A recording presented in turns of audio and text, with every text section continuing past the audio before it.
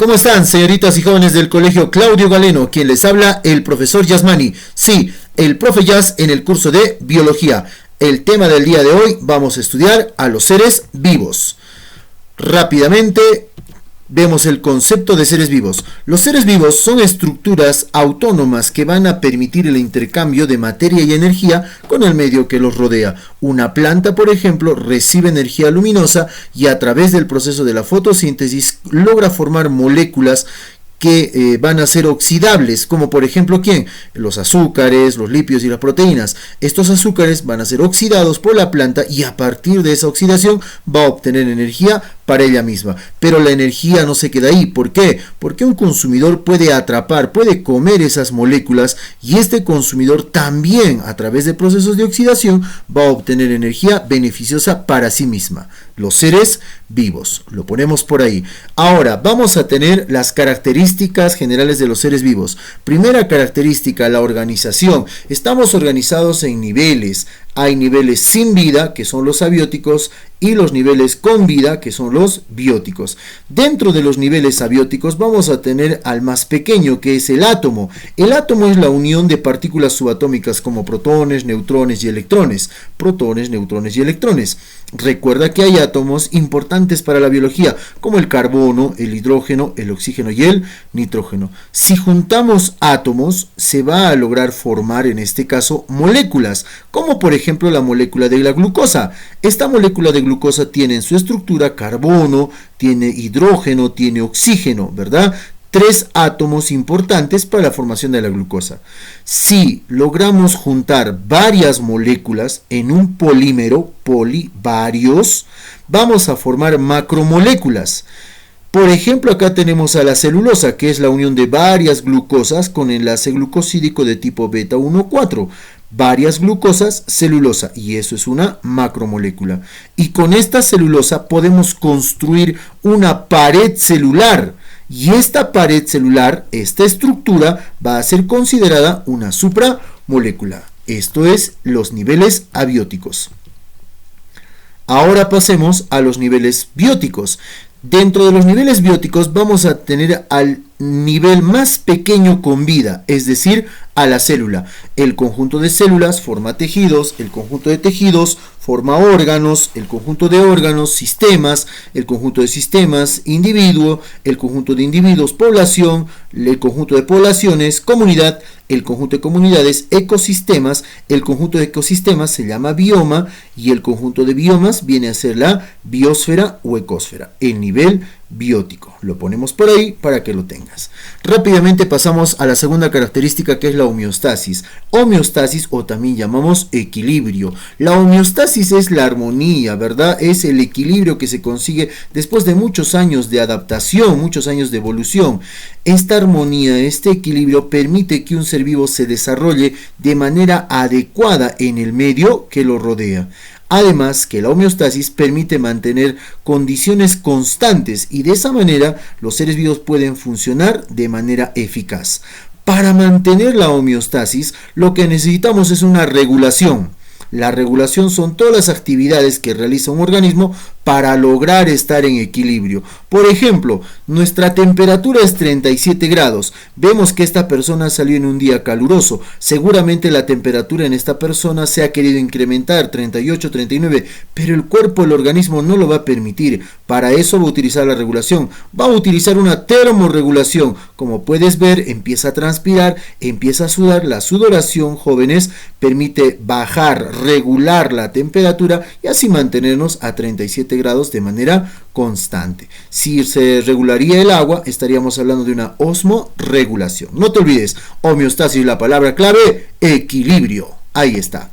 Lo ponemos ahí entonces. Ahora vamos con la tercera característica, que se llama el metabolismo. ¿Qué es el metabolismo, profesor? El metabolismo es un conjunto de reacciones que ocurren en el citoplasma de la célula. ¿Para qué sirve las reacciones en el citoplasma? Sirve para formar, para mantener, para reparar a la célula. Profesor, ¿y por qué queremos reparar a la célula? Queridos estudiantes, porque si reparamos células, reparamos tejidos. Y si se repara tejidos, reparamos órganos, sistemas. Y si se reparan sistemas, reparamos al individuo. Recuerda entonces que el metabolismo siempre se va a dirigir ¿a quién?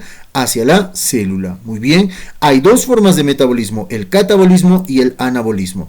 El catabolismo son reacciones de degradación, desdoblamiento, destrucción. Esta agarra moléculas complejas y las convierte en moléculas simples.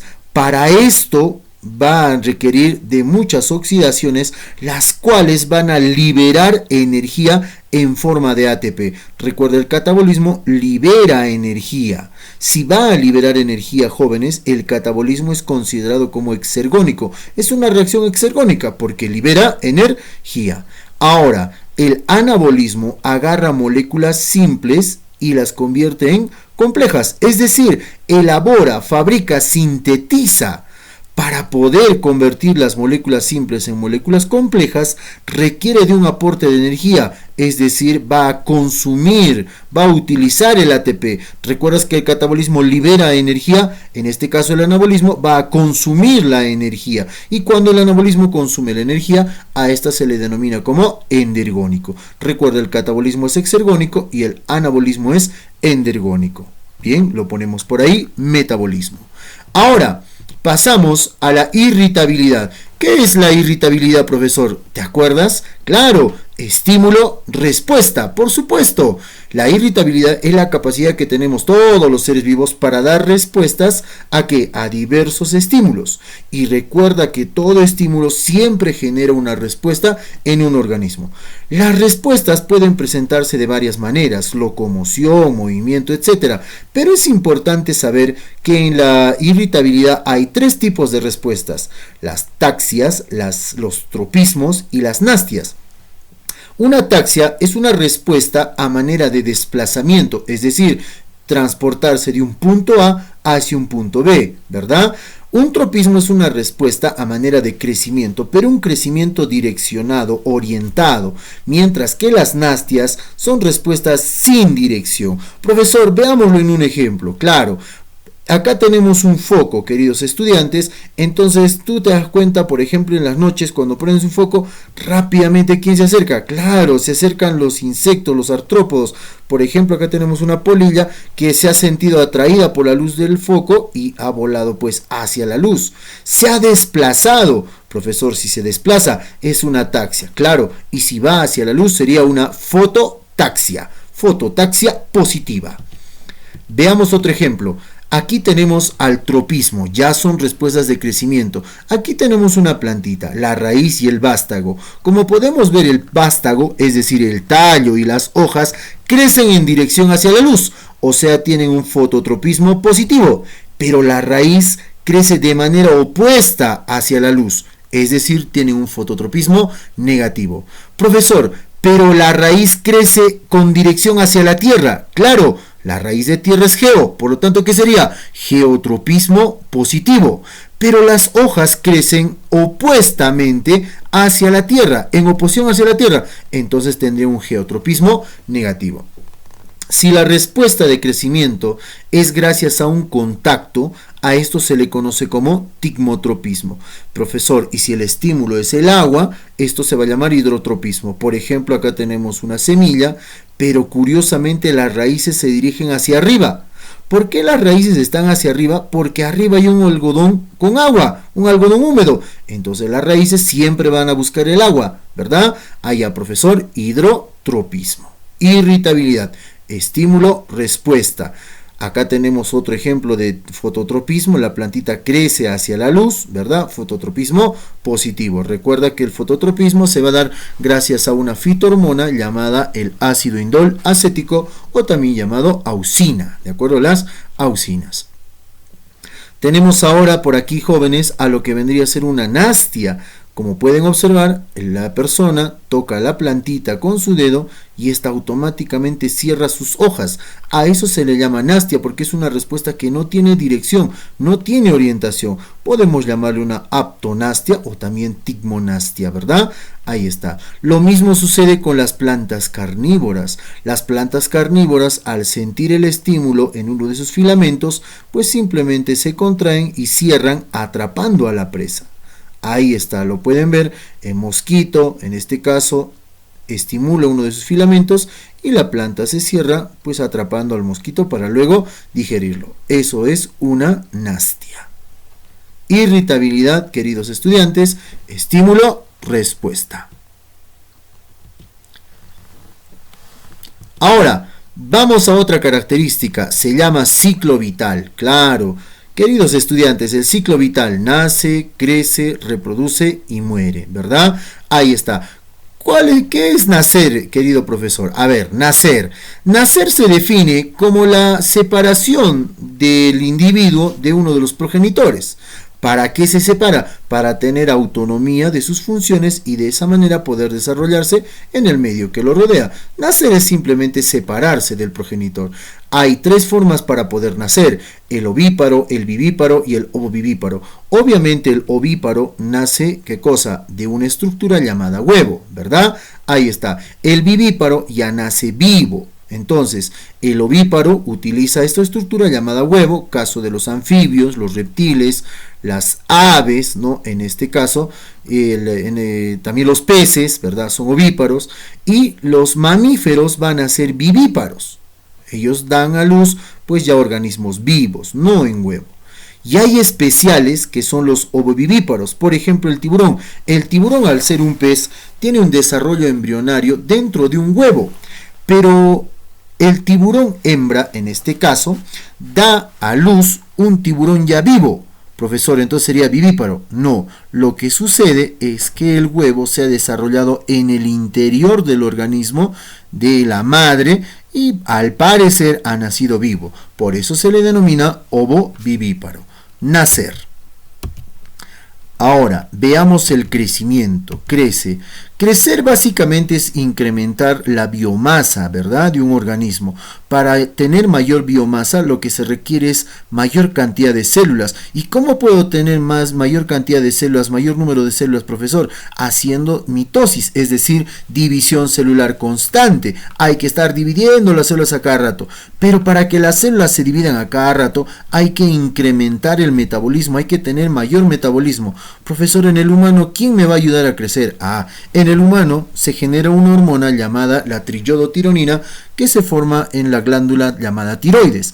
Esta triiodotironina acelera el metabolismo en las células, es decir, construyen y destruyen rápidamente las células para poder formar nuevas células y de esa manera los tejidos sean más grandes y los órganos más grandes y así sucesivamente puedas crecer, ¿verdad? Crecer, tener mayor biomasa.